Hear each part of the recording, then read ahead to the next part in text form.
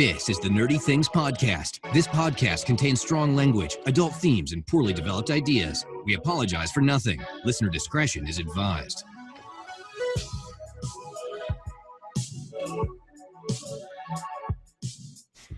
Hello, everyone, and welcome to episode 48 of the Nerdy Things Podcast. I am one of your hosts, Kevin. I am joined, as always, by Jules. Hey, Jules. Hello. And by Tim. What's going on, Tim? Hey, Kevin, what's going on? Not much. We're all fired up this morning. Oh, real excited. We just did something really cool, and Y'all don't even know about it. for next week, we'll share it later. But like, I'm just on a little bit of a high right now, a little adrenaline rush. It's kind of cool. Yeah. Very nice. Cool. Yeah. So yeah, I mean, there's been some stuff that's been going on this weekend, this whole week, news and all that stuff. Some cool stuff we're gonna get into, but what's our main topic for this week? It's pretty This week's exciting. main topic is going to be Batman. I figured we'd celebrate the anniversary of the Batman ABC TV show with Adam West. We lost him last year, so I'm kind of sad, but we needed a topic that was on the calendar, and I figured why not lean into it. So we're going to be talking not only that series, not just the 1966 Batman, but also other Batman incarnations. What are the best? What are the worst? Ben Affleck, and we'll go, kind of go from there. So Yeah, and then we got a lot of comic book stories and stuff that Kevin supplied us, and it's gonna be super cool. We're talking about a lot of Batman stuff. I want to give not a shout out, but I want to see if anybody is gonna go to PAX South this weekend. PAX, there's PAX North, whatever, all those other ones, Northwest. Yeah.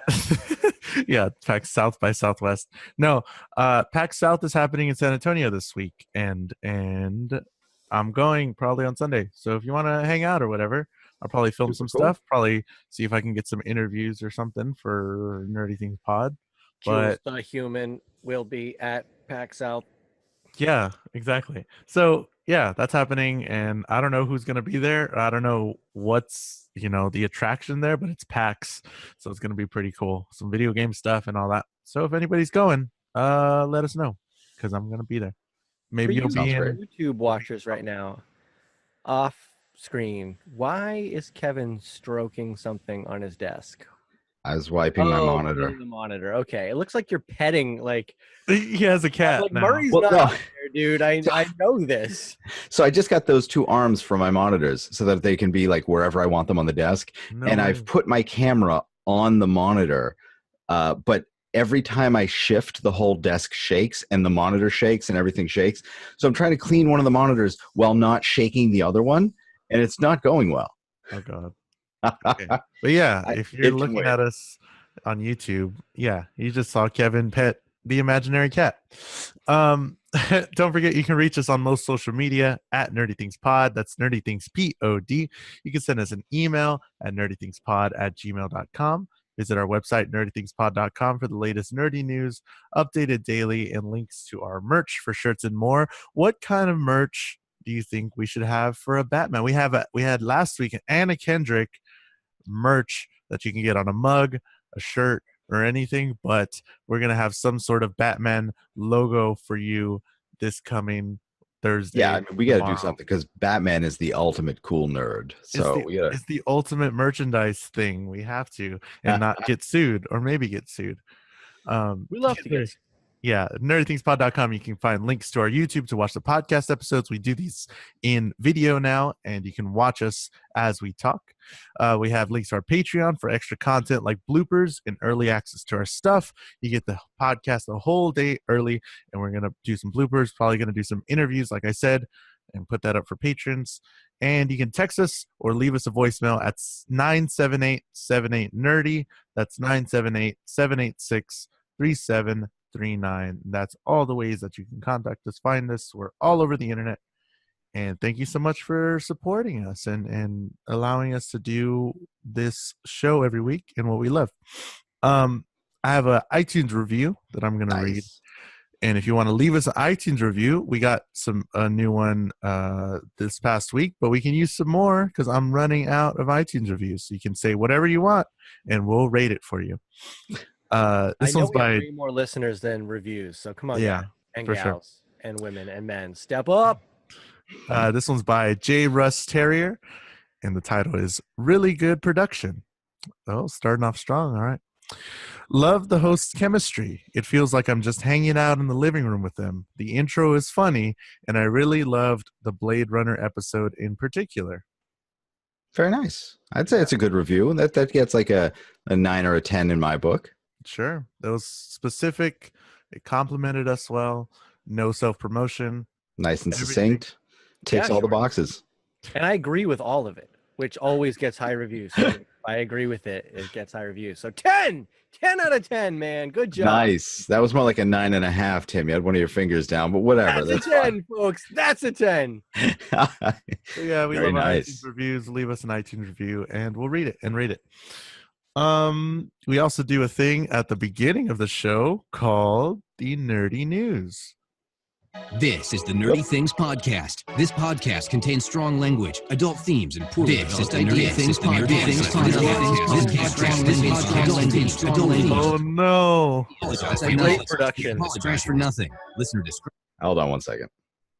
Wah, wah. My Our own producer soundboard. in the booth. Nerdy news at 6 o'clock. Nerdy news. At 6 o'clock. That's right. We got nerdy news for us. So we are going to lead off this week's nerdy news with a rumor that Tim Miller is going to be doing a Kitty Pryde movie after he finishes the new Terminator movie that he's working on. So he's the guy that did Deadpool. This will be sort of Fox Marvel's first female-led superhero movie. And I'm in, I guess. I mean, Kitty Pryde's not a terrible character. No. We've already seen like 4 different incarnations of her, but whatever. That's what I was saying. Yeah, that's what I thought. I was like, didn't we see her in one of the X-Men? And then didn't we see her again? Yeah. And then didn't we see her again in this other? Yeah, it's just like why? I don't know if like I just don't know, but like why is she like super important? And why do I care? Or why do I have to care? Not like I'd much rather be really anybody else, like even Jubilee, who's terrible. But yeah, I mean, Kitty Pryde is fine. I think they're going for the not well known. We're not going to step on anybody's toes by doing like Jean Grey or something like that.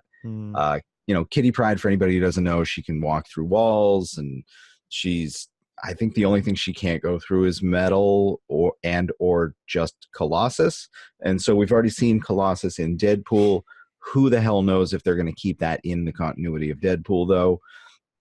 I'd love it if they did that. Yeah, but I mean, it's the same guy.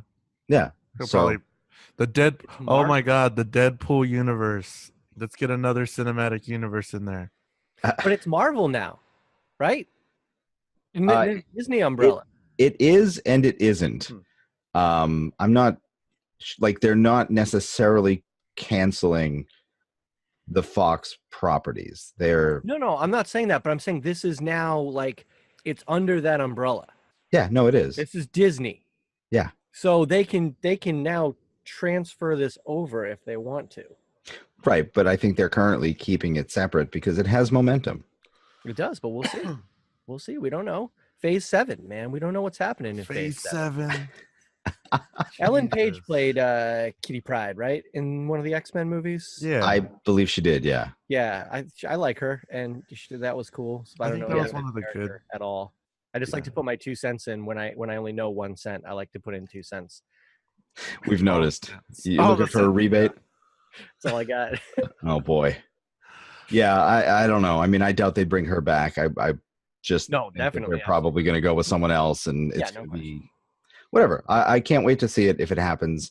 I'm really just kind of reaching the point where there's so many superhero movies that they talk about that may or may not ever get made that I can't try to follow them from start to finish. I thought this was interesting because it was Tim Miller and because it was female, but I'm already oversaturated just by the talk of everybody getting a movie. Like if it comes out or not, I'm already like feeling that on my shoulders. I'm already like, I'm okay. I'm all set.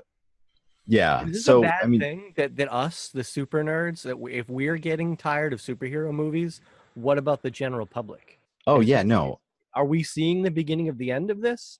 Maybe not, because a lot of the people out there in the public haven't been as saturated with them because they can avoid them. But I mean, they are reaching a point where you have no good onboard point. Like, you can't really watch all of the Marvel movies at this point because it takes a week and a half to do. Sure. Right. I remember when I saw Thor, there was like another trailer for another Marvel movie or something, and people were like, "Oh," or no, I think it was the Thor trailer that I saw before a movie, and people were like, "Oh my god, he's fighting the Hulk," and I'm like, I saw this like 2 months ago. What are you talking about? Exactly. So, like, I don't think they're exposed to it as much as us because we have to talk about it. A year ago, guys. No, what are you talking about? But they can be exposed to it now that Marvel and others are making phone chargers that are themed, like the Black Panther phone charger and the Iron Man phone charger. And this is super cool. They look cool, but it's just weird. Like, this doesn't. We talked about this in the Christmas episode, the R2D2 shaver. If it works, it's cool, okay? As long as it charges my phone, I would go with a character USB cable or whatever it wants to charge. It's neat. Yeah, so if you haven't seen these, I would definitely like an Iron Man one, but not if they're going to be like $29.99. Do we have like a price on this? I didn't see a price on it. No. But I mean, that's weird, and that's great, and that's weird. So whatever. Yeah, it's for like the, like we talked about it, the cool novelty. If someone wants to pay $9.99 to give it to me as a gift, I'll take it, but I'm not going to go out and buy it. Yeah, no, exactly. Mm-hmm. Did they say Star Wars too? There's Star Wars USBs too? Yeah, Star Wars. There's a Darth Vader one in there. Okay. It's kind of neat. Disney is really kind of doing this right, where they're getting all of their properties and doing the same things with them, but only when it makes sense. They're really good like that. They're also really good at public statements when they are perceived to do something poor. You guys see the accusation that they were browning people up for the Aladdin live action movie that they're filming? What is that about? Oh, yeah. Yeah, nothing like a little blackface to make your movie better. Apparently, according to Disney, they were only doing it in key crew people and like safety and control, and not actors for the background, which was the accusation. But I don't know. I guess we'll see. Yeah, we'll see. I mean, I'm excited for Aladdin. Yeah, but like, that's kind of weird. They're looking for extras, right? Like background people. That's what we're talking about. Yeah. So they're shooting this in London, I believe. London, and this is not, I know, not to become off problematic, I know that this is not the right ethnicity, but there's a very large population of Indians and Pakistan people in London. It's a demographic thing. Just get more of them. Like, where are we taking and making them brown, or what is that all about? Yes. So the statement here by Disney is diversity of our cast and background performers was a requirement, and only in a handful of instances when it was a matter of specialty skills, safety and control, which means special effects rigs, stunt performers, and handling of animals, were crew made up to blend in. So that's what they got to say about that. So I don't know if it's so much as the extras, but like some of the crew, like, come on, I guess. I don't know. Yeah, I don't know. I mean, whatever. That's fine. Good on you, Disney. This is the worst thing you've ever done. Whatever. Excuse me for 1 second, guys. I'm having a video issue here, and I live in the future. Alexa, bedroom lights 100%. Yeah, thank you. All right, we're good. Wait. What else can you do with that? Can't you do something else? Yeah, there's like, you can listen to podcasts. What's a podcast? Well, let's get over that later. But what? Well, for example, Alexa, tell any pod to play Nerdy Things podcast.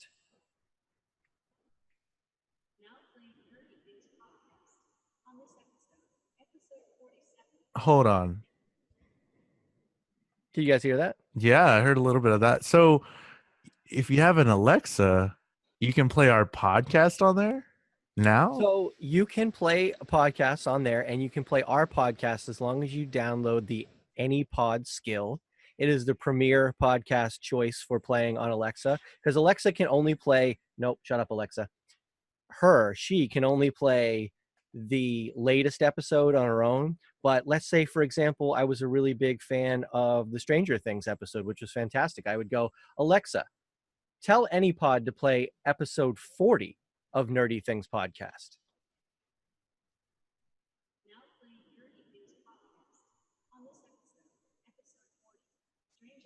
Wow. Not bad. What? And That's so there cool. we are. Alexa, stop. So, anyways, thought that was kind of cool. Yeah, so That's Tim's in the neat. future somehow. And if you have one of these future devices, you can play our podcast on there now by using the commands that Tim said. It's very cool.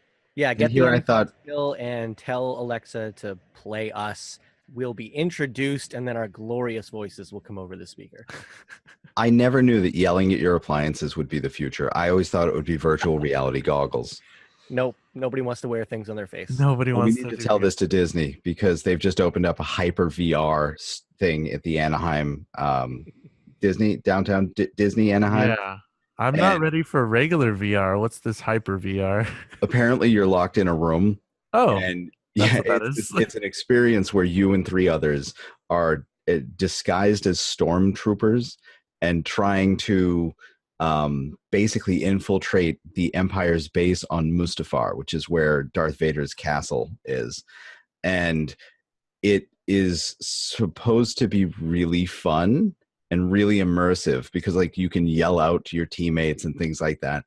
They're taking reservations for it, and I wish to God I was going out there anytime soon. I'm not going to lie. You know my stance on VR in general, but this does sound really cool. It sounds super cool. I think VR in the realm of like a special event can be amazing. Like I don't necessarily want to do it in my house in a normal environment, but if there's a specific environment that is optimized and set up for me to go into a virtual world and interact with it, because that's the thing, like the walls or floors, they're going to vibrate or move in certain ways. There's actually a statue of R2-D2 that you can, through VR, you'll see it as R2-D2, but you can interact with it physically. So doing things like this, I think, can create a tremendous experience. And I'm with you, Kevin. Wish I was going out to California at some point soon because I would love to get my name on the list for this. There you go. Absolutely. No, and you can do it high because California now allows all the weeds. Oh, God. Oh, man. Well, unless the Republicans have something to say about that. There's William. legislation, there's a whole thing. Anyways, we don't want to talk about that. Anyways. Yep. Well, speaking of drugs, I know There I you was a go. big fan of Sons of Anarchy, and they had a little bit of that going on where they were running those and weapons and such. They are doing a spin-off for the Mayans, finally. This has been in development for a long time, Yes. but it finally was picked up by FX.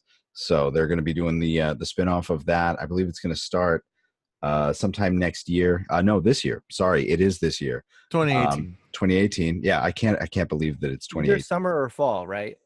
They haven't decided yet. Yeah, it is going to be late this year. I don't want it to be 2018 because nothing good is happening in 2018 that I can think of. We've got no Rick and Morty. We've got no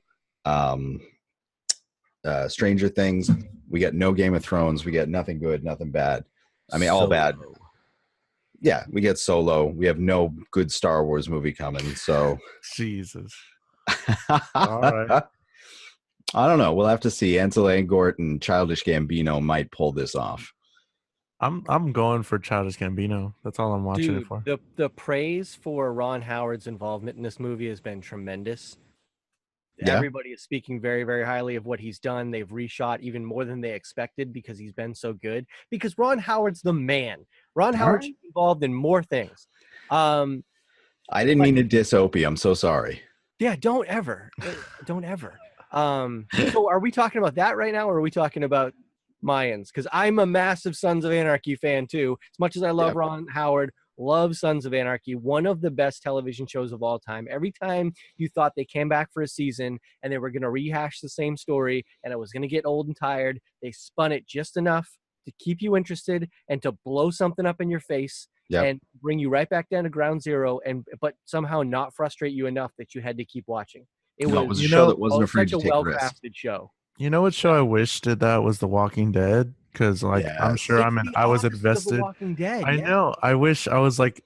I'm sure y'all were as invested as in Sun. There was tons of people talking about Sons of Anarchy. Oh yeah, everywhere, and that's the same kind of thing that they did with The Walking Dead. So many people were into Walking Dead. So many people were into Sons of Anarchy. Sons of Anarchy did it right, and The Walking Dead's kind of not doing that. But yeah, everything that The Walking Dead has tried to do, Sons did it right first. And I will still contend that the third to last episode was the greatest single episode of television I've ever seen. Never seen one episode of television any better than that one. No, I can agree with that. And I'm really happy it's on FX. I think, and if anybody other than like Netflix or something, I think they're the ones that can do it right. Yeah, or at least give them the freedom. Right. As long as they have that freedom, I think it'll be great. I loved the Mayans. I thought that they were a very interesting aspect of that show. You know, like the dynamic between them and the Sons was just, I mean, it's something special, something different. Well, and supposedly this is going to be a backstory, so we are going to run into the early Sons as well. So we're going to see Jack's father. We're going to see, early story of I think some of the Son stuff. So that will be cool. That'll be neat. I look forward to that. I had a segue. Damn it! So I mentioned there's no Stranger Things, and because there's no Stranger Things this year, Millie Bobby Brown is free to do some other stuff. She has been cast as Enola Holmes in a film franchise based on the younger sister of Mycroft and Sherlock. Should be kind of interesting. Like, I like her as an actress. I like the story. I like that they're going a different direction, and I like that they're not just, here you go, it's Sherlock and go from there. They're taking a character that does exist and making it a little bit different. That not a lot of people, I think, were aware of it if they're just watching the shows or watching the Benedict Cumberbatch show, or like don't know a whole lot of the history of Sherlock. And it's definitely could be news for a lot of people, and I'm sure they won't be mad about it. They're like, oh, they have a sister? Oh, it's going to be played by Millie Bobby Brown? Okay, sure. Like, I'll watch that. Why not? So, guys, how old is Millie Bobby Brown? She's like 13. I don't know. She's like 14, right? Maybe yeah. 15. I think she's like 14. She's not old. Not only is she starring in this, but she is one of the producers, and this is being done under, I don't know how this happened. This is being done under her production company. Wow. What? She just started being in a TV show like a year ago. Hold on, guys. I'm gonna make y'all feel old. I don't have enough words for that arc. Like, how does that occur? She's 13 years old, and her birthday's in 2004. Oh, that's really weird. That hurt me right now when I read that. I'm old now. How do you go from playing a character on a TV show to a year and a little more later, you have a production company that you are working with real directors and people who are casting you as the lead in this franchise? How do you even have the wherewithal to do that at 13 years old? Yeah, I don't know. Something that isn't on the list, but kind of, we saw Millie Bobby Brown there and a lot of people there at, well, I don't know if we saw her there, but I'm thinking about it now. At the 75th Golden Globe Awards. Oh, that's right. I don't know if anybody saw that or if anybody watched that. There was like a lot of stars, the usual. Yep. And some big winners. I think my favorite winner, one winner that I wanted to talk about was the 3 Billboards Outside Ebbing, Missouri. I have not yet gone to see that one, but it won Best Drama. I heard a ton about that, but Lady Bird won Best Musical or Comedy, and the one that I really liked was James Franco. He won Best Actor in musical or comedy for The Disaster Artist. And we saw Tommy Wiseau try and get on stage and try and steal the mic from James Franco, but he got quickly stiff-armed by James Franco. And I had this conversation with my cousin on Twitter. I was like, he was saying, wow, what a douchebag that James Franco did that. And I was like, no, he knows Tommy better than anybody. He knows what Tommy would have said. He would have said something very problematic or something. No, so supposedly Tommy wasn't going to say something problematic. As a matter of fact, so they were interviewing Tommy afterward, and they said, what were you going to say? And it was almost a quote from the movie. He was going to say, if everybody loved each other just a little more, this world make a wonderful place. Something to that effect. But it was like he was going to expound on it a little more, but it was basically that quote from the movie. So yeah, it was funny. So I'm a big fan that it happened because, of course, yes, just stiff-arm Tommy Wiseau, because that's going to make it way better. Yeah, that's super funny. Positive message to throw out there. Poor little Tommy. It is. It's positive, but he is weird and you can't trust him. So I get it. Yeah, Guillermo del Toro won Best Director. Some other people. Coco won. I loved Coco. Oh, yeah. I actually saw The Shape of Water the other day. Oh, really? Yeah. It was a very, very good movie. Weird. Definitely Guillermo del Toro, but, good. I highly recommend it. Yeah. I really have been having a hard time finding a place to see it, but I genuinely really want to go see it. That's the problem I had with 3 Billboards, because there's only like 2 showings on the weekend. Yeah, the tiny little theater now down near me, not the big AMC, just picked up actually both of those, the 3 Billboards and Shape of Water. So I may go see 3 Billboards soon, but I definitely saw Shape of Water. I'll tell you, one of the categories that fascinated me, because I didn't do a whole lot of TV this year, but the best performance by an actor in a miniseries of television or film, and I posted this little screen grab on Instagram, so go check that out. These are the nominees for Best Actor in a TV miniseries or film. Winner, Ewan McGregor, Fargo. Not winner, Robert De Niro, Wizard of Lies. Not winner, Jude Law, The Young Pope. Kyle MacLachlan, Twin Peaks. Not winner, Jeffrey Rush, Genius. That reads like a Best Actor in a film list for the Oscars. How are these people making TV movies? Like, that is a tremendous list of people who apparently made great TV material this year that I now feel compelled to go back and watch. And it's going to be free, guys. So, go for it. But I was just blown away by that list. Absolutely amazing. Yeah, I heard a lot of good stuff about the Young Pope and all that stuff. And the Handmaid's Tale, everybody talk about it. It won Best Drama for TV series. It's just a different era now. It's so much closer to movies. Like, movies and TV is so much closer together than what it used to be. And we talk about it a whole lot. We've talked about it before, where it's like, oh, you're going to go do a TV movie, your career's done, or whatever. And it's like, no, not now. It's like, it's totally different. And you probably could get more money doing the TV series than actual doing a few movies in some cases. So definitely at least more consistent. Mm-hmm. Yeah. I mean, Ewan McGregor, I make no bones or secrets about it. One of my favorites as an actor, performer, absolutely love him. There was a lot of chatter about that beard that he had going on, because it was very Obi-Wan Kenobi-ish. And he got grilled about it backstage. And he said, no, guys, sorry, I am not filming an Obi-Wan movie right now.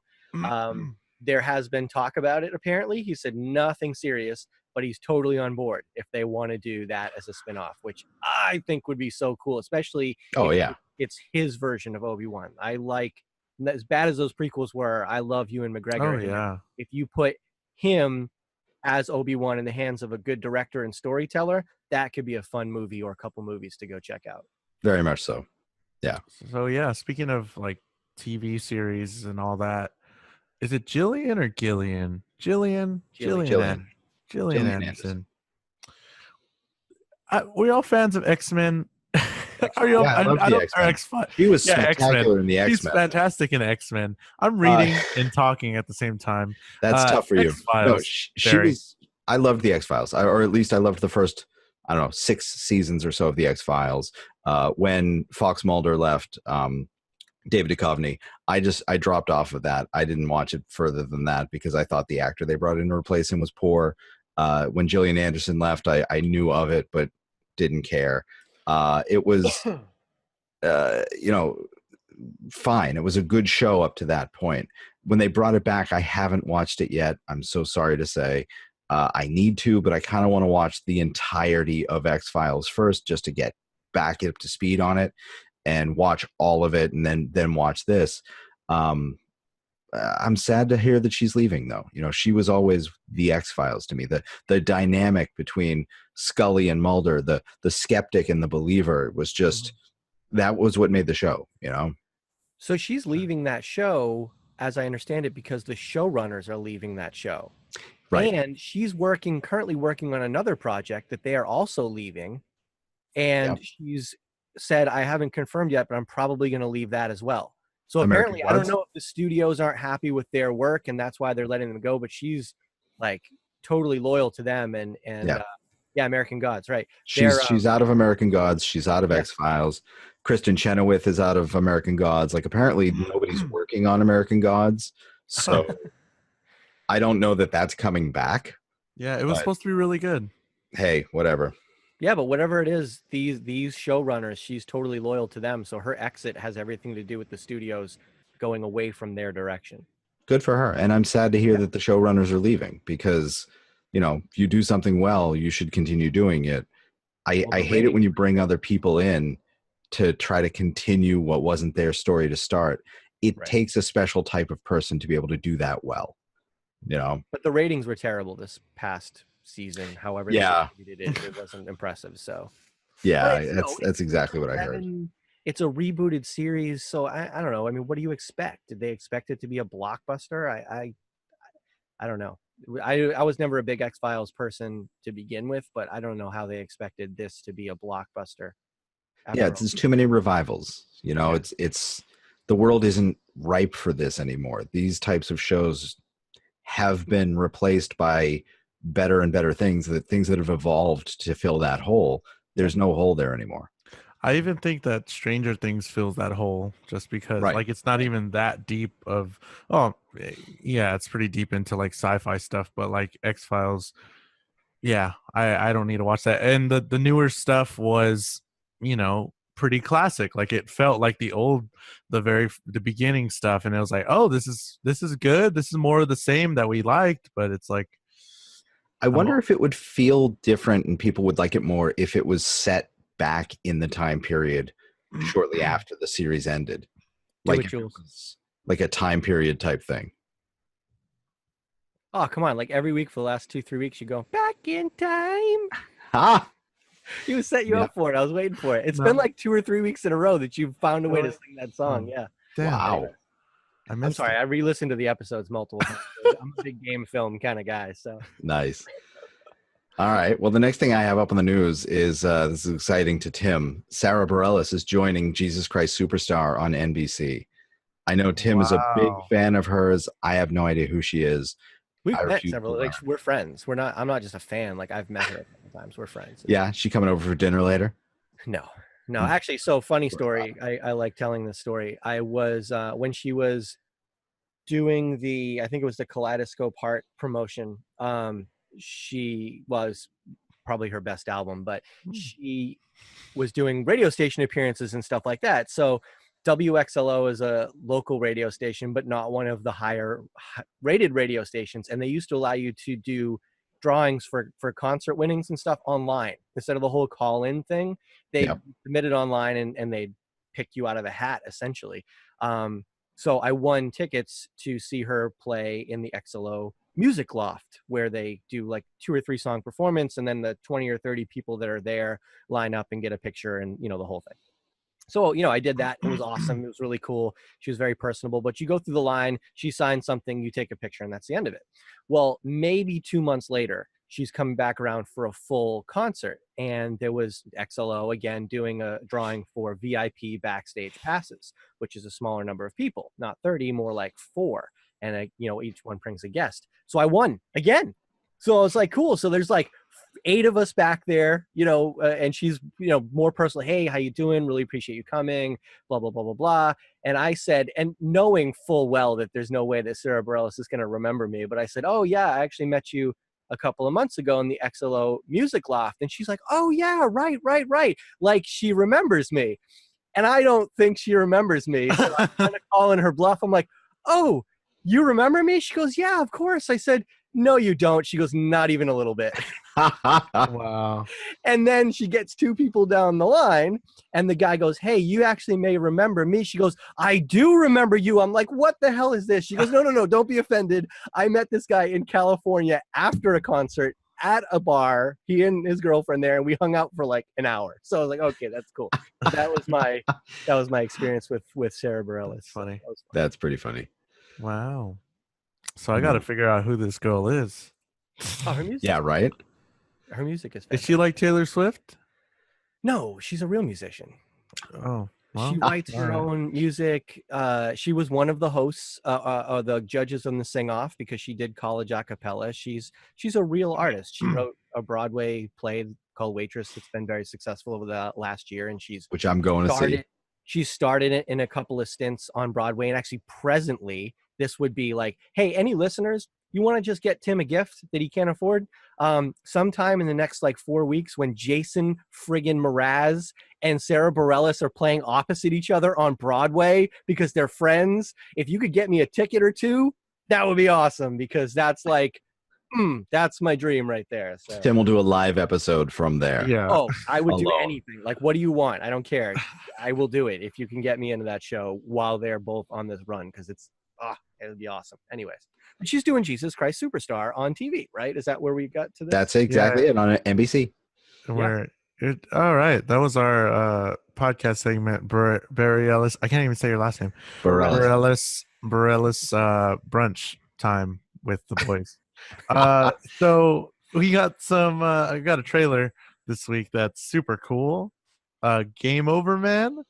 Game Over Man is so cool. So I want to commend Netflix so much. Like, they're bringing content that I'm sure other nerds really like. They're really on top of this original content that they're doing, going to movies. I know that this week I sent the other two guys like all the new stuff that's coming to Netflix. They're there's Batman. All the Batman movies are on Netflix. So after you listen to this Batman podcast, you can watch all the old Batman movies. They have the Godfather movies, all that stuff. They're bringing a ton of really awesome, not original content, but then they're also doing their original content, which is fantastic. So I don't know. They're just at the top for me. Netflix is just doing it right.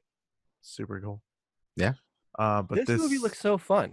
Yeah. Oh, I know. It looks like a blast. I mean, this is Workaholics 2.0. It's the guys from Workaholics in another movie. I'm on board. I love I've never seen Workaholics. I should be watching it. You should. You should watch it. Okay. It is amazing. Adam, what's his name? Adam Devine, right? Yep. Is in this, which is awesome. We talked about him in the Pitch Perfect episode last week. And I'm looking through the cast list right now, and I just realized from Pitch Perfect 1, Utkarsh Ambudkar, which I'm probably saying wrong. My apologies if you're listening to the podcast. He was the I'm gonna say Indian guy who was in the Troublemakers in the first one. He did a little rapping and stuff. Yeah, super good in that movie. I really enjoyed his stuff. So I'm looking forward to seeing more of him, because I thought not only just his musical stuff was awesome, but his little asides next to Bumper was really funny. So yeah, very neat. Yeah, that was a super cool trailer. If you haven't checked it out yet, Game Over Man, and it just looks super funny. It's like shooting. It's so good, super good. I'm excited for that. And there's update on something that happened last week with the whole Logan Paul. It's going to be quick because I don't want to talk about it because it doesn't matter. I don't really care anymore. Logan Paul means bring it up. Yeah, the whole Logan Paul thing. I just want to say a little bit about what YouTube, their statement was, and it just released. We talked about this last week on last week's episode. They just released a statement yesterday, so Tuesday if you're listening to it on Thursday, and they released a series of tweets, but the one that kind of got me was we expect more of the creators who build their community on YouTube as we're sure you do too. The channel violated our community guidelines. We acted accordingly, and we are looking at further consequences. What did they do? They, as far as we know, they didn't do anything. They probably gave him a strike on his YouTube account, which is, that's what they do, sort of. But what do we see happen? We saw it on the trending page. We saw his thumbnail with the body, and it's like, you didn't do anything. Why are you saying? You could have just said, you could have owned up to it and said, hey, we made a mistake. We're going to try and do this better next time. And we're going to place filters, more filters, or even if it's not true, say something better than that. Say something better than we acted accordingly and we're trying to look for better. It's so dumb. Yeah, it seems like a cop-out. Yeah, there's just like a series of tweets of... And when did tweets become statements now? Like, it's so weird. I still can't get over that. Now, when so you can make when our president started using it as a way to direct the military. Yeah, and you can thread. It makes it easier to thread tweets too. They added that update, which is pretty cool. I'm on it, but pretty neat. So we had a couple of birthdays this week too. I'd like to just mention that Saturday the 13th of January is Liam Hemsworth and Orlando Bloom's birthdays. The 14th is Dave Grohl, Grant Gustin, and Carl Weathers. Oh, cool. And then the 16th is Lin-Manuel Miranda and director John Carpenter. Wow. So nice. Strange bedfellows. Go tweet them and they might like it or something. We got, okay, I got to say that. William, shout out to William, because this week, this is his second, I think it's second or third. Second or third at least. Tweet that he's gotten Kevin Smith to like with our name in it. Yeah. Like, hell yeah. He's doing Alan Tudyk that time too. Yeah, he's doing the nerdy work out there. Thank you to our loyal listener William. And where's everybody else at? Add us on Twitter at Nerdy Things Pod. Include your favorite person, The Rock. Hopefully, somebody let's get on the radio. Freddie Prinze Jr. Freddie Prinze Jr. Will Smith's doing a lot of cool stuff on social right now. Love Will Smith because he's a podcast king. That would be cool. Yeah, go at us and stuff. Very nice. Yeah, let's state this publicly because I think we're gonna actually make a run at this, but let's just let our listeners know. So Freddie Prinze Jr., right? We're all familiar with who he is. Freddie Prinze Jr. in the early 2000s, late 90s was the cool guy. Like in the movies, he was the good-looking guy, always played the jock, the cool guy, the baseball player, whatever. But who knew that beneath all that, behind the scenes, he was just a big dork. And he ended up marrying the hot chick and the whole thing. But the guy does, Twitch, video gaming stuff. He does a podcast as well. Like, he's just like you and me and just happens to live a celebrity life. And he's like dream fulfillment. He's doing voice for Star Wars stuff. He's a huge Star Wars nerd. He wrote for WWE. Is that the one that's still going? The wrestling? Yes. He wrote for WWE because he was a big wrestling guy. Like, he's just a big nerd. And he is the perfect guest to come on this show to talk to us about the stuff that we talk about. So let's try and do what you can, guys. Chirp at old Freddie Prinze Jr. there and see if we can get him on the show. Very nice. All right. So I think it's time for the main topic. Main topic. As we've hinted, this week's main topic is Batman. Specifically, we're going to start with Batman 66, the TV series from ABC, because January 12th is the anniversary of it. This year, 2018, marks 52 years, something like that it's been on. So I loved that show. I mean, I honestly would run home from school and watch the reruns of that on channel 50 after Al Caprillion did the weather.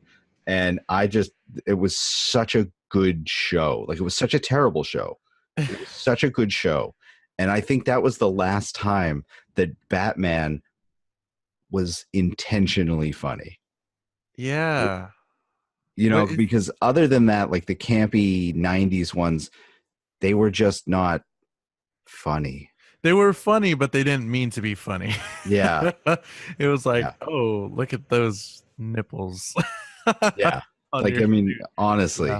Watching as Tim Burton just took it to extremes was awkward. Is there a way to watch that old Batman? I honestly don't know. Anywhere online? Anybody I want to send it to us? If you got it somehow, if you got it torrented somehow, that'd be great. nerdythingspod@gmail.com, because I would love to watch some more of that. Oh boy.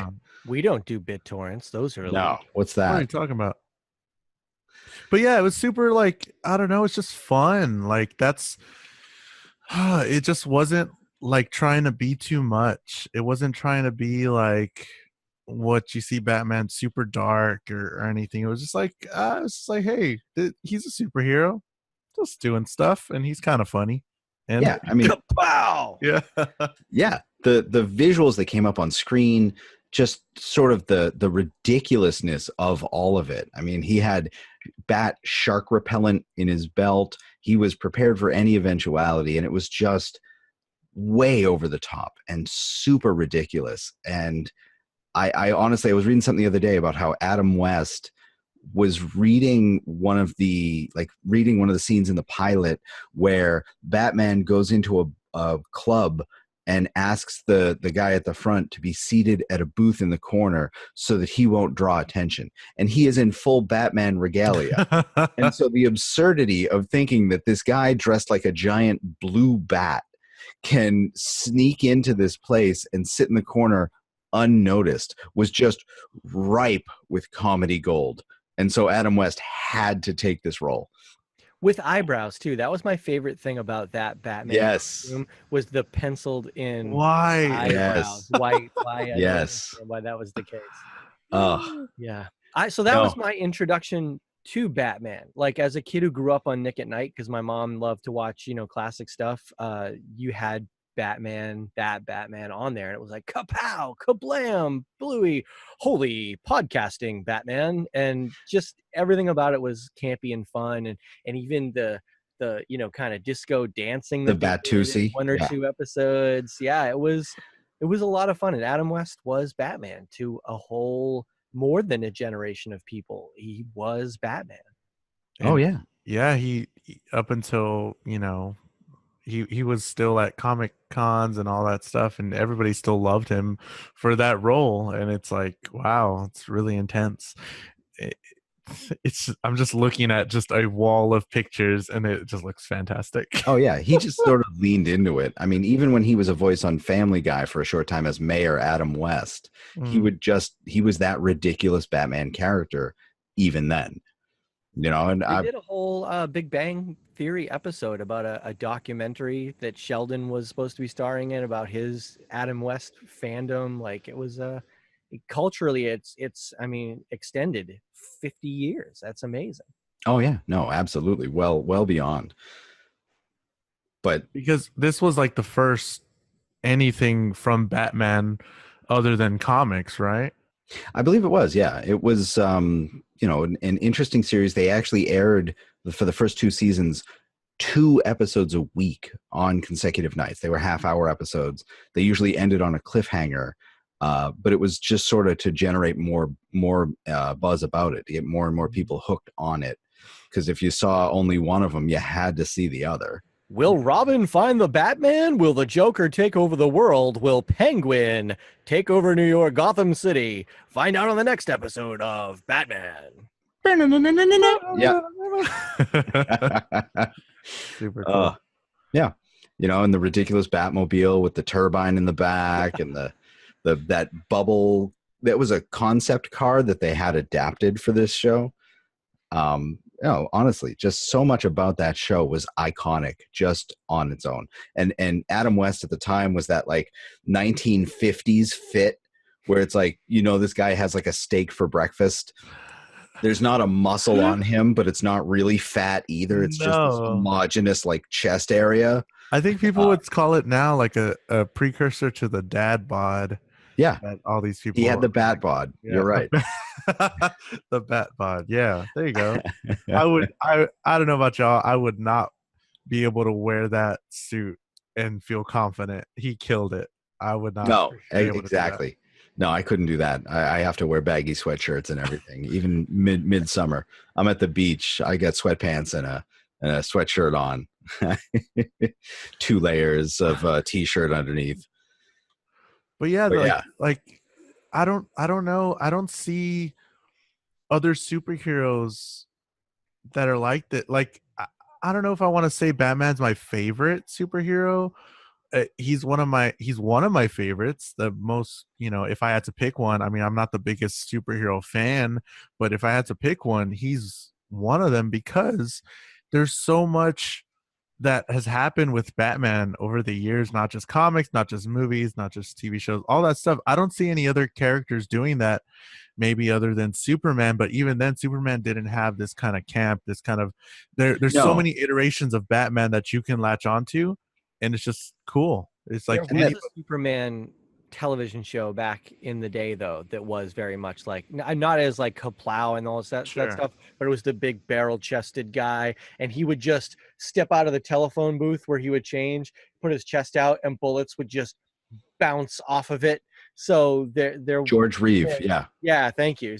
Superman did do that kind of thing at one point. That was what superheroes were to people not familiar with comic books. That's what superheroes were back in the 40s, 50s, 60s. It was just this over the top, silly, wholesome, thing. Like a parody of reality type thing. And now it's sort of, I think the world has become darker, and that parody of reality has become more gritty and darker. And so we're still doing the same things. It's just producing different results. I like that Marvel in their recent movies has gone the comedic route. Even though some stories have dark elements, they're really embracing the comedy. But when it's done for the right character, the dark stuff can be done really well. And I think actually the prime example of that is the 2000s Batman trilogy with Christopher Nolan's work there. That's as good as it gets when you just have a really dark, like rough storyline that you follow through, and Christian Bale was perfect for. I mean, that was just a perfect thing in its time. It was in between campy superhero, in between Marvel superhero. It was its own self-contained thing. It wasn't a universe, and I think it represented the underbelly of the Batman character really well. Yeah, no, I know. I mean, honestly, I think there was just, Jules has said it, there's so many iterations of this Batman or of Batman, and there's so many faces that you can find something in Batman that you like and something you can project yourself onto in any or all of them. And we do have after this, we had the Tim Burton Batman, and that got kind of ridiculous because it goes through Keaton and Kilmer and Clooney, and you had the callback to the 1960s Batman when you had Chris O'Donnell on the giant rusted metal plates in the George Clooney Batman and Robin Batman, and he says "Holy rusted metal plates, Batman," or something along those lines. Yeah. And they're sort of calling back to that camp in a way that just didn't work. What? I loved it. I know you did. I know you. You had to. Terrible, but I loved the fuck. Okay, Michael Keaton wasn't my Batman. Like I think that was too early for me. It was too weird for me. But Val Kilmer, and even more so George Clooney, is my Batman, and I love those because it just I was around the time I was that kid that it was just super fun and super. That was my introduction to Batman, was fucking the Riddler, Two-Face, and all these cast of characters, and then Arnold Schwarzenegger as Mr. Freeze. Come on, nobody. All right, no. I think are you just making a list of the worst parts of the Batman? Yeah, I love. I mean, so Schwarzenegger good. as Freeze was the worst thing that Schwarzenegger has ever done. Yeah, probably. It's hilarious. Ever done. It's the funniest thing. As me as a kid, I saw all these different colors. I saw the bright lights, the neon colors, all that stuff, and I was like, and after he came out of his epileptic fit. there he was, and he took two and called Arnold Schwarzenegger in the morning. There you go. Yeah. No, I honestly, it was so ridiculous and so like, I don't know. I don't want to say rapid fire because I'm looking back on the timing of it, and it wasn't like they were one after another, but it just didn't sit well, and to have Catwoman, we had Michelle Pfeiffer. I got to tell you, not my Catwoman. No. Julie Newmar is my Catwoman. There's no two ways about that. I'm so sorry. But you know, he has all of his bat gadgets. He had the ridiculous extremes of that in the 66 version. But you still see that even today in the comics and all over the place. But the comics have been going on so long that they have had so many ridiculous and redundant storylines. And they've even addressed that in some of the comics. There was one where he had it was like Batman in a house surrounded by his family, like descendants of his. And I think it was his granddaughter or something was looking at all the different Batman stories that he'd written down because too many of them had happened. He couldn't remember them all. And he said something along the lines of, you know, they've all happened. Some of them contradict. Most of them don't make sense, but I promise you they all happened. And I think that's kind of neat, you know, that they're like, hey, just enjoy the story and move on. But I wish that, and I do love that, but I wish that comic books would more clearly delineate stories instead of just flowing one into the other and then contradicting within that same story. They're the soap operas of the nerd world. Yeah, no, it's absolutely go above and beyond and be crazy, and you know, people have to come back from the dead because you can't run from 1939 to 2017 and not just go off the reservation at some points with the story. You can't. It's not possible. And no, it's absolutely true. As I was diving into the comic stories and all that stuff for this episode, and I was thinking about, like, you know, my own YouTube stuff, I was like, the comic book cover was the original, like, clickbait of YouTube thumbnails. I was like, whoa, we've been doing this for so long because, you know, comics aren't that much money, but like when there's hundreds of them out there and there's like all these different, you know, art styles and all the stuff that we talked about, it does become like, oh my god, Bane's breaking Batman's back on this fucking comic book. Right. What is this about? I have to buy it or whatever. And I was like, wow, this is really cool. And I was looking through all these different covers of Batman and all these different suits and all this different stuff. And I was like, wow, this is really interesting. So I never really thought about it that way, where it's just like, you gotta get the readers in and make a pretty good cover, and seeing all these different Batmans is super cool. Yeah. Yeah. Well, I mean, to play on that a little bit with the soap opera aspect and the people dying and coming back, in '88 they had the Death in the Family story, which is one of the ones I made sure that I shared with you guys, so you'd at least have heard of it. And that's where you have Batman and Robin, who is at that point Jason Todd, because Dick Grayson has, you know, grown up and gone out on his own, and Jason Todd is in a quest to find his biological mother. And he finds her, and then the Joker winds up beating him to death, or beating him and then leaving a bomb that explodes that kills him. And the series that you know went over I think a course of a year, but that comic arc ends with Bruce Wayne making arrangements to take the bodies back to Gotham, and then later Jason Todd comes back as the Red Hood, as a villain for Batman. And it's this, like, I don't understand how anyone could make arrangements to bring a body back and not know that they're alive or, you know, any of that. So it's just ridiculous. Like, I haven't read anything where it has the Red Hood. So I'm sure there's some like alternate dimension or time skip or something that brings it back. But I don't know. It's weird. Yeah, it's all just like I even I was like confused by timelines and stuff like that when I was trying to figure this out, and then that this didn't really happen, but then you know, some other storylines that we're going to talk about, but like it's just like what is all this stuff? I don't know if I could do that. I don't know. I'm like, I tried really hard for this week and it was Batman, so I was like, oh, this is really cool, but like I liked the confines of, okay, here's my Batman and Robin movie with Uma Thurman, and I'm cool with that. And I'm cool with this beginning and end, and I'm cool with that. But like with comic books, it's like just super interesting, and I don't know. I can't do that yet. I still haven't grasped comic books. Jerry, Nice. Jerry, you got a pen? I just met Uma Thurman. I'm gonna get Uma Thurman's number, Jerry. Uma. Poison Ivy? No, I'm trying to get this movie to happen. I'm bringing back the God. Seinfeld references. Sorry, that's where I'm going with this. Yeah, no, I don't know, dude. Batman Forever was all right.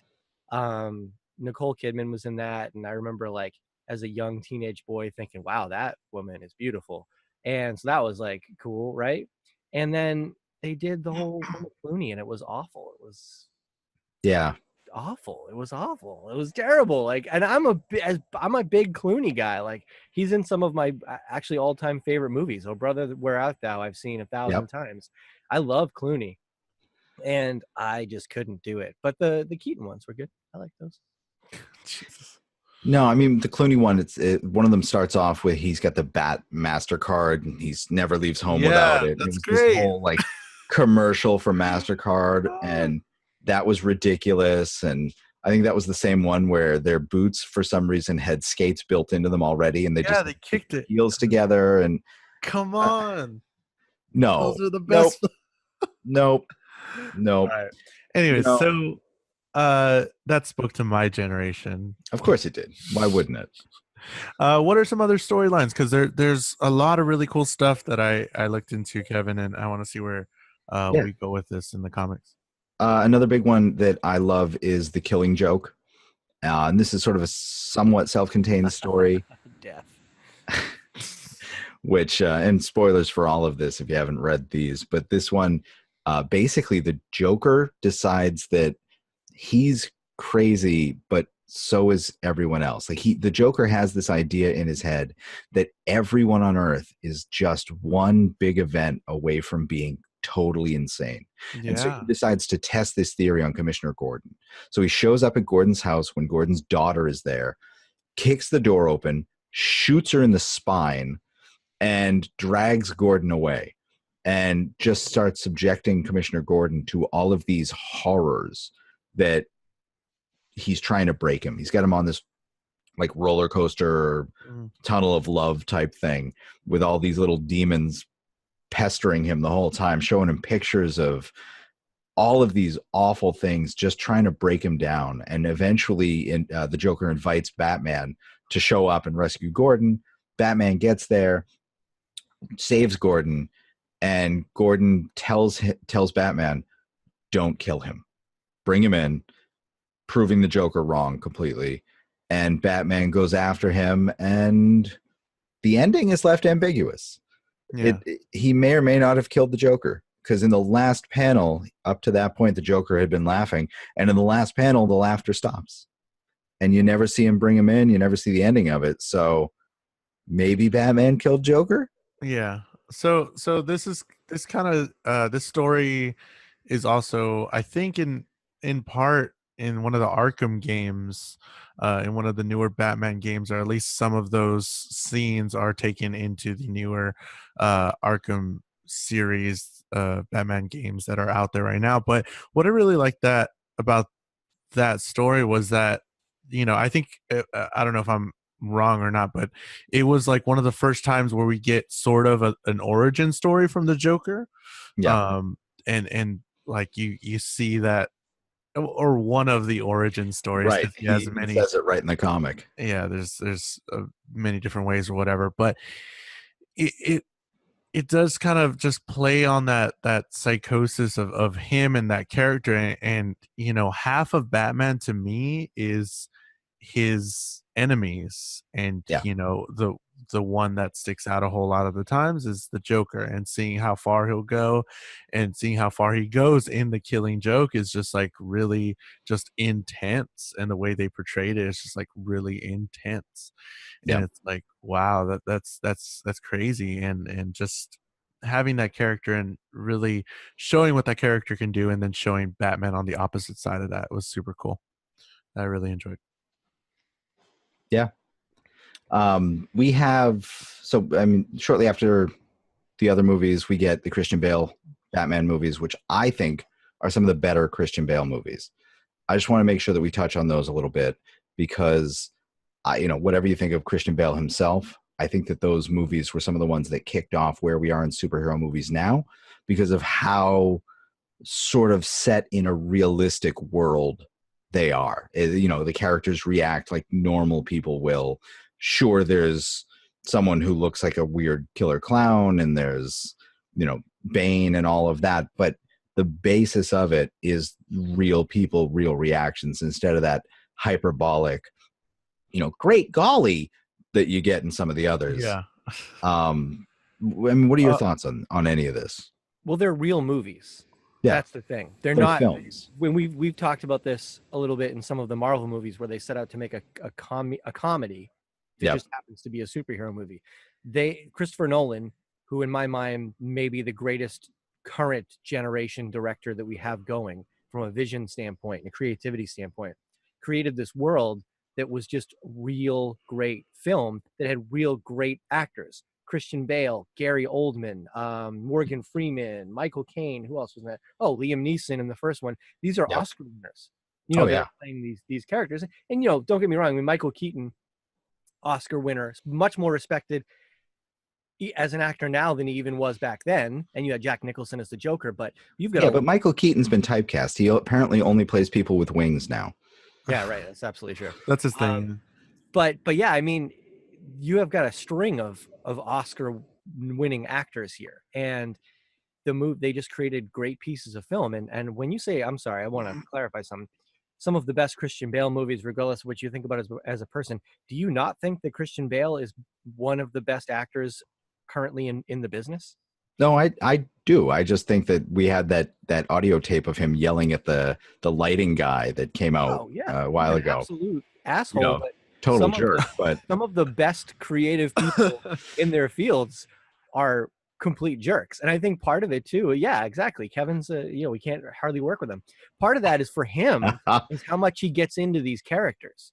So when something isn't going exactly right the way he wants it to, this is an affront to his entire being. I mean, this is a guy who has gained 50 pounds for a role and also lost 50 pounds from being fit for a role. I mean, he was borderline dead in The Machinist. So, I mean, he'll do anything for a role. So for the fact that the lighting guy couldn't get the lighting right, I can understand why, from his perspective, he'd go off. But in my opinion, maybe the most talented actor currently working. Sure. Yeah. And I mean, these three movies as a whole are just probably one of the better trilogies just made. I mean, a lot of people do highlight the second one, The Dark Knight, because of Heath Ledger and all that stuff. And that is a fantastic movie, a fantastic film. Like we've been saying, it's just really good. I mean, the arc of these Batman and the characters in it is just like really good, pretty almost, I don't know if I want to say like perfect Batman, but this is like a great Batman series to start. It's like peak Batman. It had a good, strong start.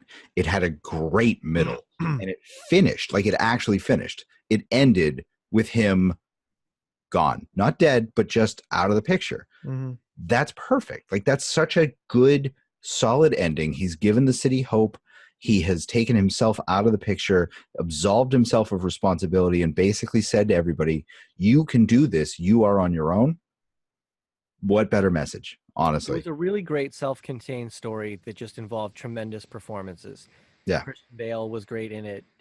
Michael Caine was great in it. And I'm so appreciative that we got that Joker performance from Heath Ledger, because I was a massive Heath Ledger fan. And it started from going to see, what was that first movie that he did, the little teenage flick?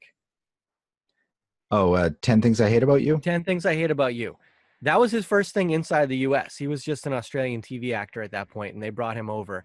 And I saw that movie in the theaters. I'm like, dude, this is legit. All those people were legit. I liked everybody who was in that movie. But like, there's something about this guy, almost The Rock-ish in his charisma. You know, he was the guy you weren't supposed to like, but he somehow won you over. And I think a lot of his early parts portrayed that part of his personality.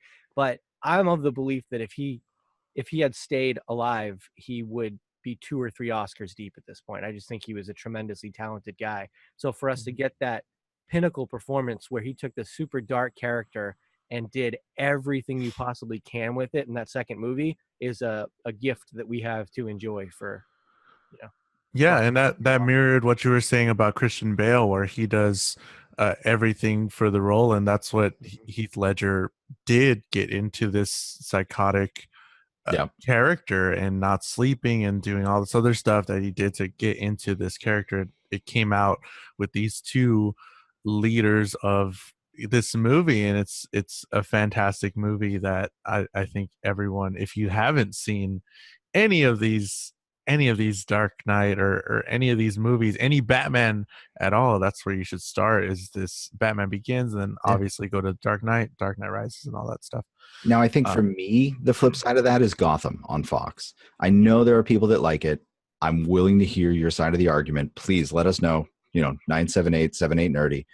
But I just don't think that that's a good story. I mean, we have a comic called Batman Year One, which basically follows Jim Gordon as he comes into town and his struggle, his life as he's trying to figure out where he fits into the police there.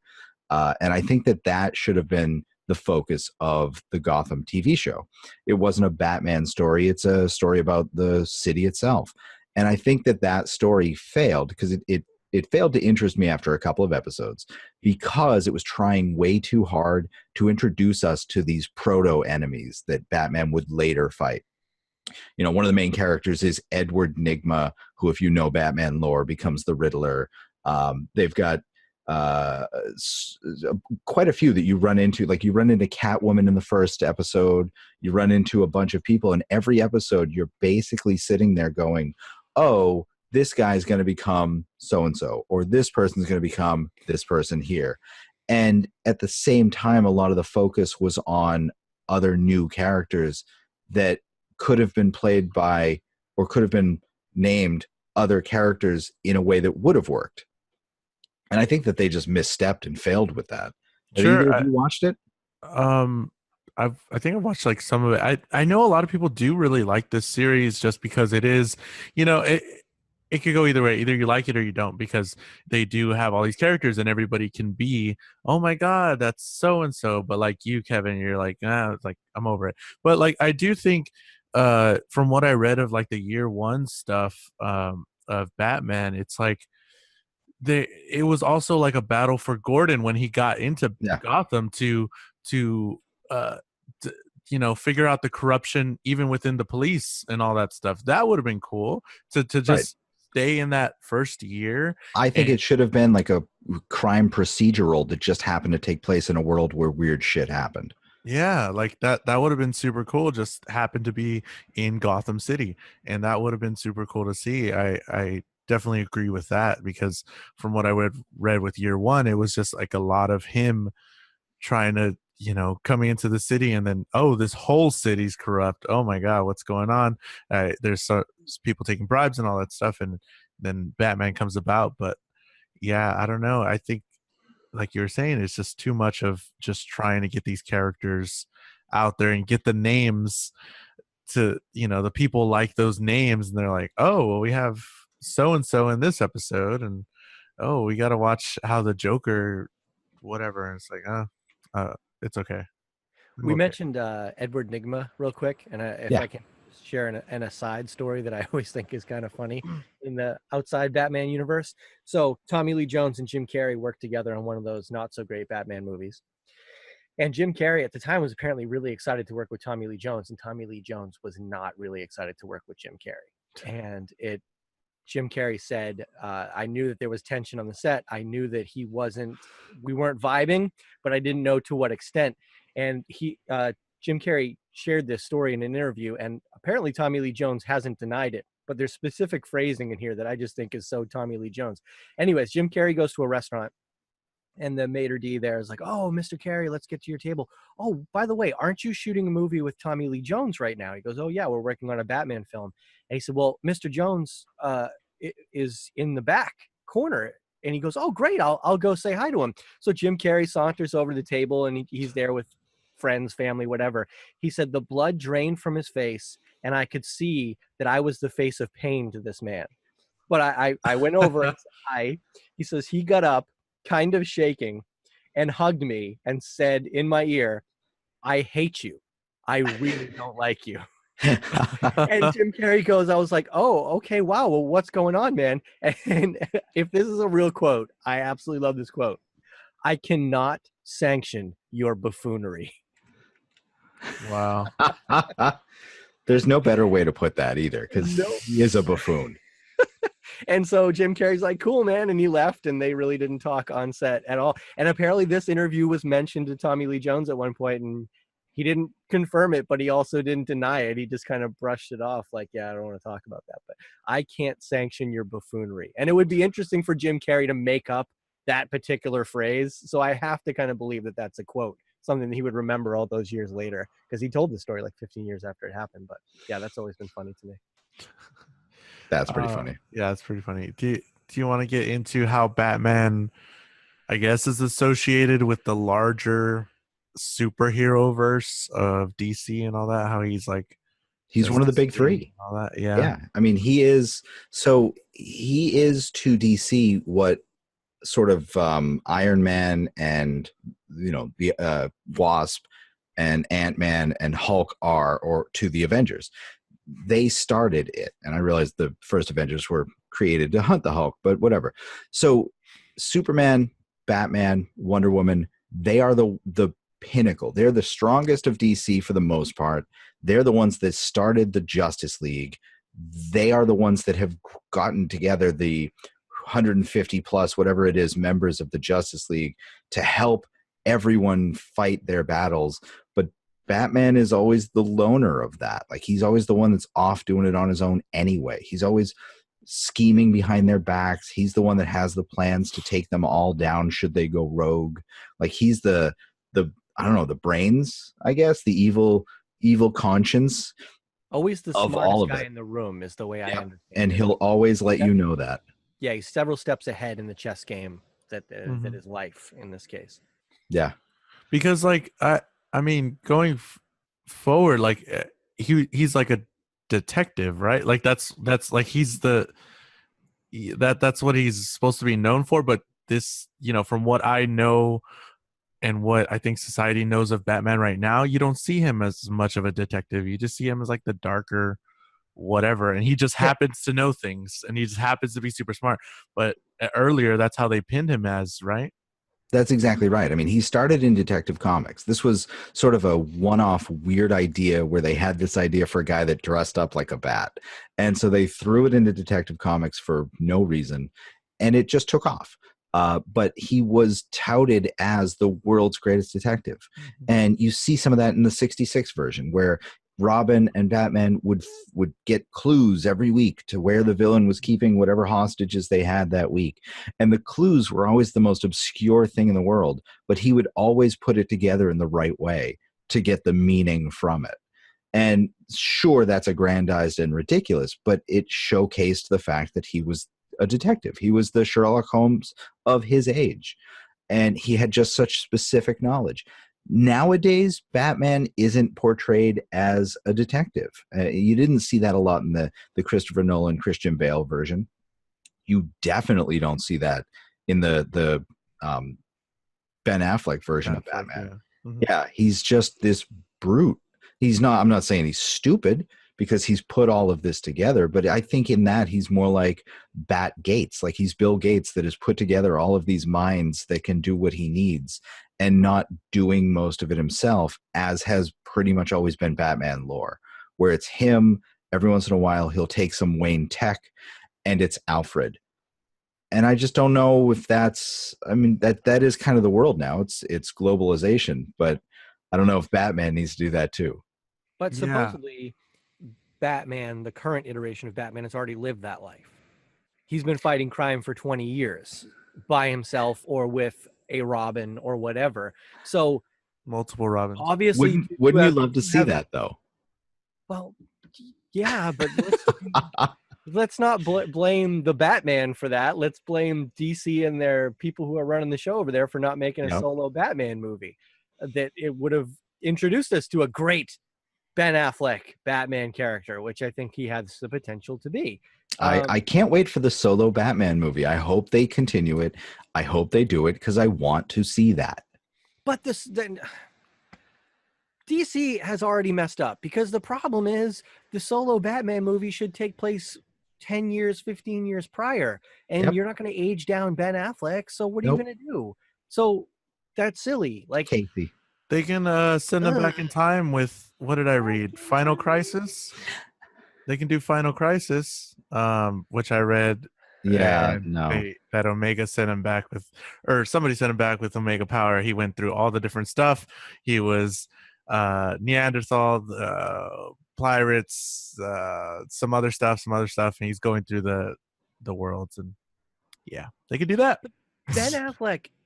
This bothers me so much, because so many people are, I told you Ben Affleck wouldn't be a good Batman. And I'm like, no, Ben Affleck could be a good Batman. It's not his fault that he's not a great Batman right now, because he's played that character before in other movies. In The Accountant, he was a genius who figured out things that other people couldn't figure out, and also was a strong enough fighter and marksman that he took down powerful, forces against him. And he's done that playing in a Jack Ryan movie. Like, he's played the role before. Ben Affleck can play the role. Write him a good role. Thank you for bringing up The Accountant, because that is the best Ben Affleck Batman movie, hands 100%. down. There was someone, I forget who, but there was someone a celebrity who actually tweeted that was his theory, that it was a Batman prequel, and that was just one sort of persona that Batman had taken on, that the brother had done the same thing, and that it's this whole like long conspiracy theory. But I agree 100%. Can Anna Kendrick be Catwoman? Oh. Yeah, sure. Why not? Or Batgirl? Squirrel Girl. That'd be awesome. Squirrel Girl. She's gonna be that. So yeah, but I mean, we know he can play this character, and that's what's so frustrating about this to me, is this is always going to come back to the fact that Ben Affleck was not a great Batman, or that Ben Affleck couldn't be Batman. Wrong. The Batman that has been portrayed by him is not a good Batman. That's not to say he's not making it a good Batman. It's not his fault. Not his fault.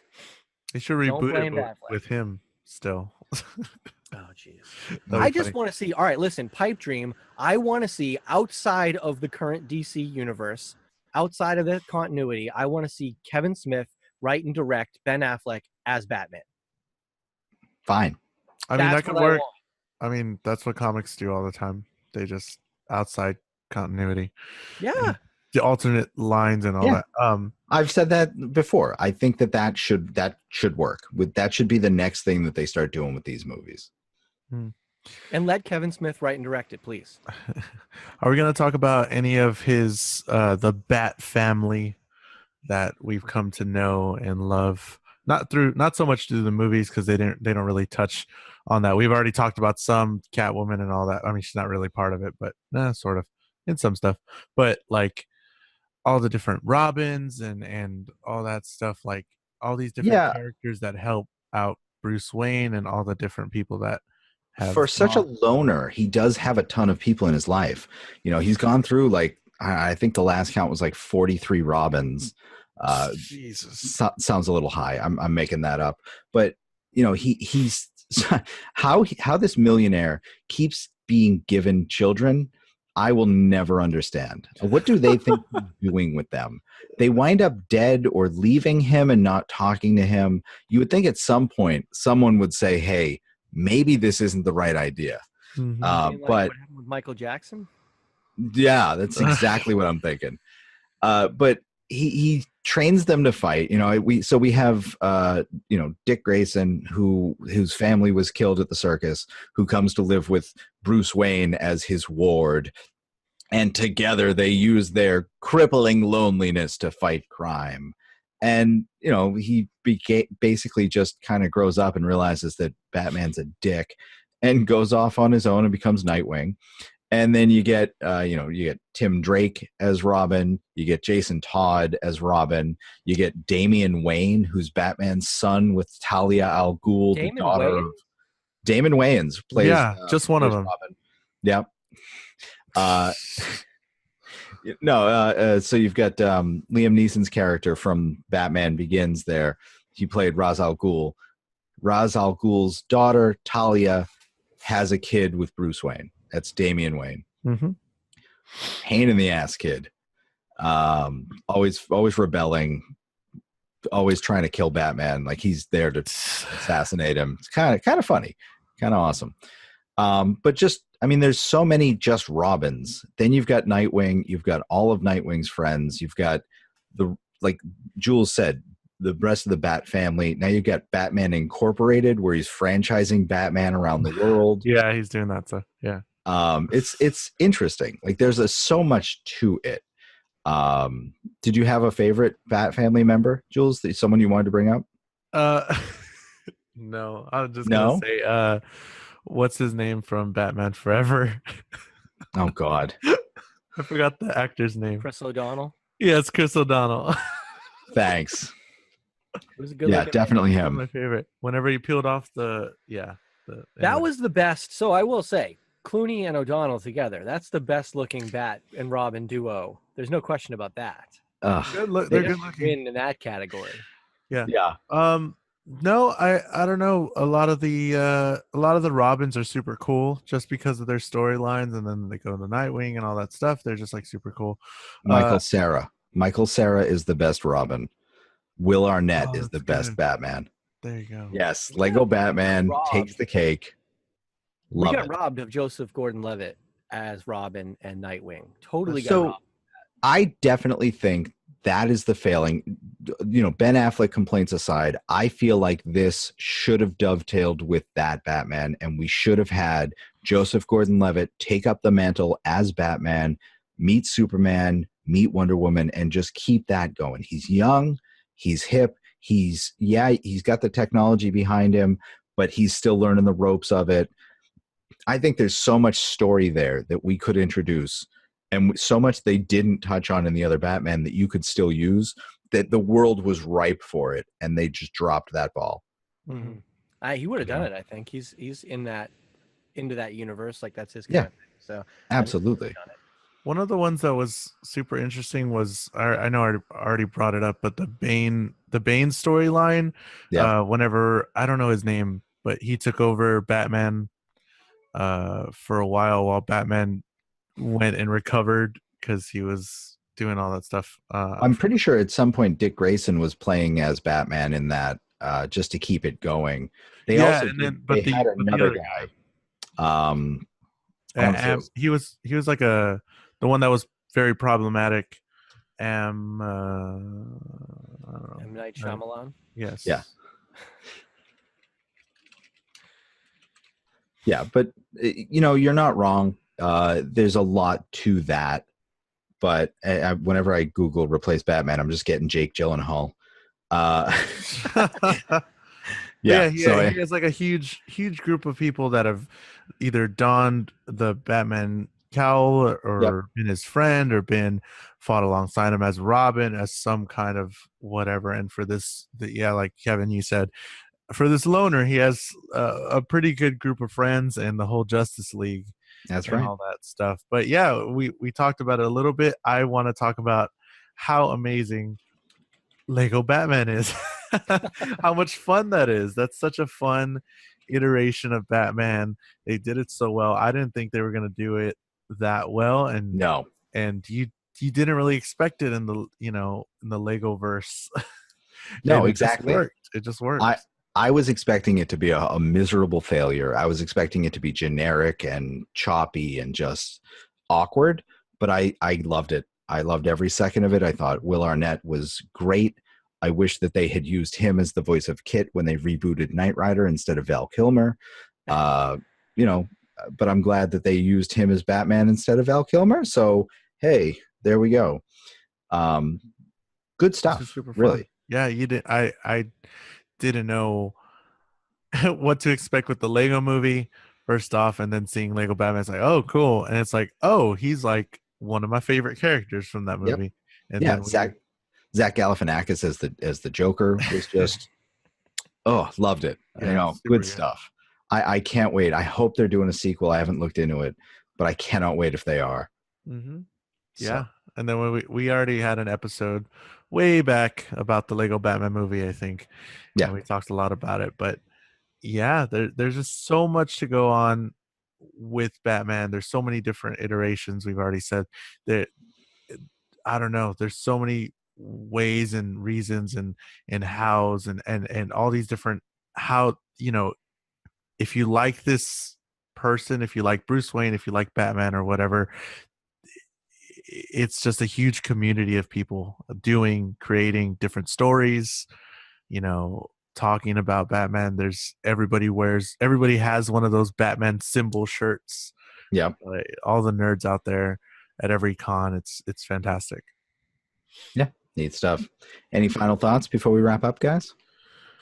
No, but if you want to call in and let us know your favorite Batman, because there is a lot of stuff we didn't really talk about, and I'm sure this is probably going to be like episode 1 of many. We're probably going to talk about Batman in the future. We'll have a lot of Batman.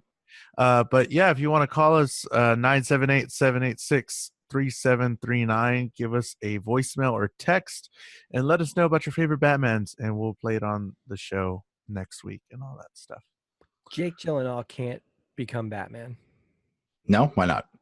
Because Batman and the Joker can't be lovers. Or can they? No. I think that works. I think that they can be. No.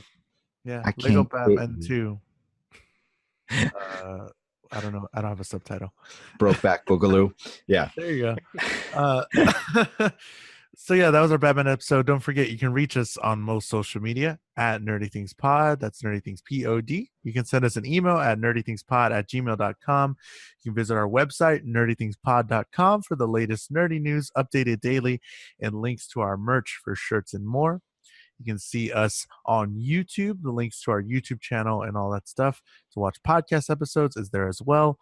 Our Patreon for extra content like bloopers and early access to our stuff. You get the podcast a day early if you're our patron. And you can text us or leave us a voicemail. Again, 978-78-NERDY. That's 978-786-3739. I'd like to thank Adipsia for the use of his song, Friends Don't Let Friends Go to TGI Fridays. You can hear more of his music at adipsia.bandcamp.com. And he just released a new album called Imbue. Imbue the Stoic. I'd like to thank the Bell Curve for the music we use under the main topic. All right. See y'all next week. Thanks, everyone. Bye.